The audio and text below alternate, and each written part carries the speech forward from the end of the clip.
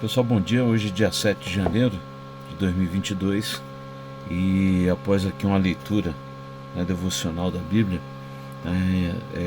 particularmente do texto de Gênesis 12, capítulo 12 ao capítulo 15, nos falando aqui sobre a história de Abraão, o seu chamado, e uma série de eventos no início da sua jornada. Nós temos aqui algumas coisas interessantes para compartilhar, com relação a vários assuntos, entre eles a questão da gestão, da liderança, são assuntos que me chamam bastante atenção e são assuntos assim que eu sou estimulado a apresentar alguma coisa. Então esses versículos, esses capítulos de Gênesis, que é um relato da criação e um relato também dos nossos patriarcas da fé. Especificamente nos capítulos de 12 a 15, nós vemos aqui um relato sobre a vida de Abraão, o seu chamado.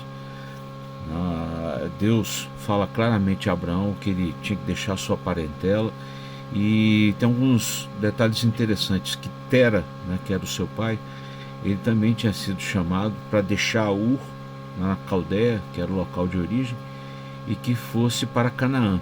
Só que por algum motivo Ur para no meio do caminho, em Harã. E dali que Abraão recebe também um novo chamado, e Abraão sai da sua parentela e vai até a terra de Canaã.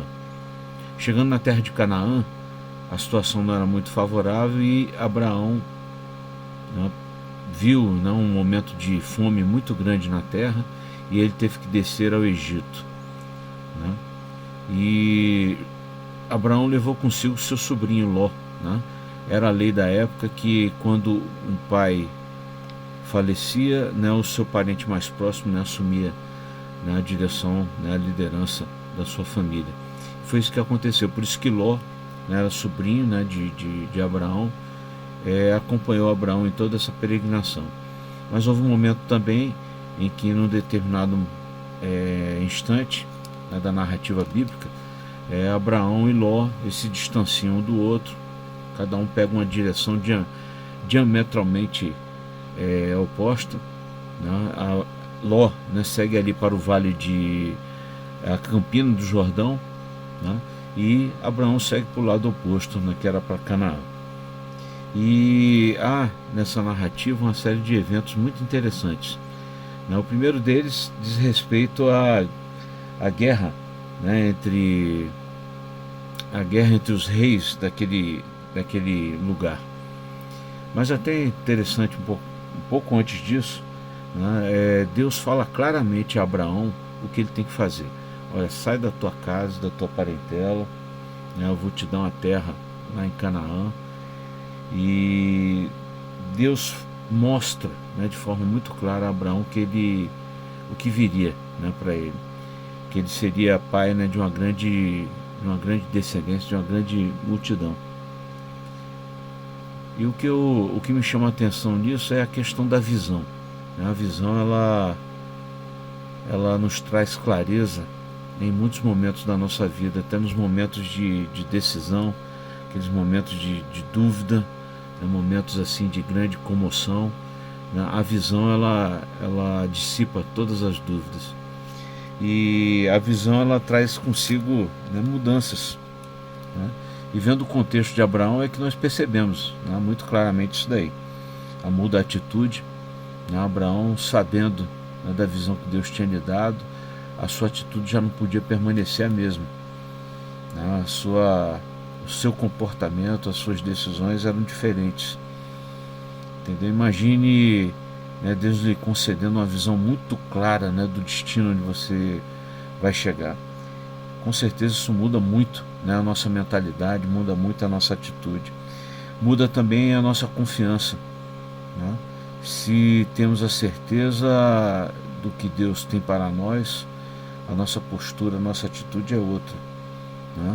Com isso vem esperança, a esperança de que dias melhores vem o acréscimo da fé, ou seja, a certeza daquelas coisas que se esperam, mas a gente não tem ainda a consumação delas. Há até mudanças de nome, né? Abrão é chamado, no meio da sua caminhada ele se torna Abraão, né? Abraão é pai de multidões. E há ali claramente, né, a definição de uma missão e de um propósito. Na descendência de Abraão seriam abençoados todos na terra. Então essa visão é extremamente importante, né, para a nossa vida. É lógico que em alguns momentos a gente não tem muita certeza do que vem, né, e qual é a nossa visão. E é nessa hora que nós temos que fazer como Abraão, né? Chegou lá num determinado momento, ele restaurou o seu altar, ele invocou o nome do Senhor, então, o Senhor se fez presente, o Senhor deu as orientações, e a gente tem que se sensibilizar nesse aspecto, né? Ou seja, eu ainda não sei qual é a minha visão, está na hora de buscar a Deus, né, e pedir que Ele nos mostre, né, nos dê clareza, né, daquilo que nós temos que fazer. Então é nesse sentido aí que a visão ela traz benefícios maravilhosos para a nossa vida. Se não temos ainda, temos que buscar, né, porque nos momentos difíceis, com certeza essa visão vai fazer uma grande diferença. E prosseguindo nessa narrativa do capítulo 12 até o capítulo 15, né, nos mostra, né, o contexto ali que Abraão foi inserido, né, por ter atendido ali o chamado de Deus. E a Bíblia nos fala no início do capítulo 14 que houve uma grande guerra, né, a guerra de 9 reis, né, ou seja, vários reinados ali, e há um momento de grande conflito, né, os reis de Sodoma, Gomorra, e o que me chama a atenção aqui é um dos reis que é chamado de Quedorlaomer.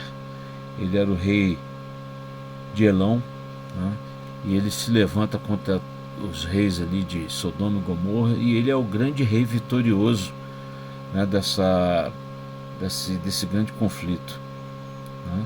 E houve algum momento ali em que Quedorlaomer, né, ele acaba ali sequestrando, né, a Ló, né, e a sua família.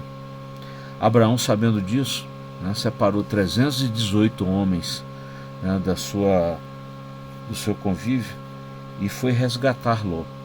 Então imagine aí o poder militar que Abraão tinha na época. E Abraão foi vitorioso em cima de Quedorlaomer, que tinha sido vitorioso do combate anterior, né? E Abraão consegue restaurar o seu sobrinho, né, a sua terra, ao seu convívio. Abraão sai vitorioso desse combate, e ele tem uma experiência extraordinária com Melquisedeque, o rei de Salém, né? Um rei que não tinha descendência, né? E muito interessante esse evento, porque ele aponta, né, profeticamente para a vinda, né, de Jesus.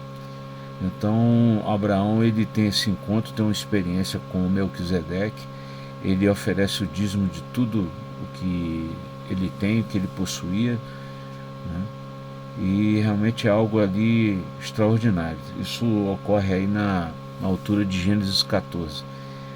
E Deus prossegue ali até o capítulo 15, né, confirmando, né, que a herança de Abraão, né, Deus daria ali, né, um descendente. E o que me chama muita atenção é o versículo número 5, que Deus traz Abraão para um determinado lugar para ali melhorar, né, a perspectiva dele, para que ele tivesse uma visão mais clara do que Deus estar trazendo para ele. E há momentos na vida da gente que a gente precisa disso, né? E é quando Deus, por muitas vezes, ele nos dá uma experiência diferente. Aquelas estruturas que a gente está acostumado a lidar, muitas vezes são abaladas, mas há uma visão, há um propósito, né? E em tudo isso Deus já ordenou, né, a sua bênção, né, a sua graça sobre as nossas vidas. Não podemos aqui antecipar, né? Nada no lugar de Deus. Muitas vezes nós não compreendemos, nós não entendemos, mas há um chamamento, um propósito de Deus para as nossas vidas. E diante disso tudo eu fico aqui maravilhado, com o poder, e a ilustração que a palavra tem, que a Bíblia tem, para nos mostrar em momentos como momentos que passamos, muitas vezes desestabilizadores, mas quando mantemos o foco na visão, isso nos ajuda demais. Minha oração que você tenha um dia abençoado, que Deus te leve a lugares em que você possa ter uma perspectiva melhor e que Ele sempre confirme, na sua vida a sua visão, e que lhe dê a confiança, a fé, a esperança de que Ele está com você em todos os momentos, que tudo vai dar certo. Todas as coisas contribuem, todas as coisas cooperam para o bem daqueles que servem a Deus segundo o seu propósito. Meu amigo, forte e fraterno abraço. Deus abençoe ricamente a sua vida.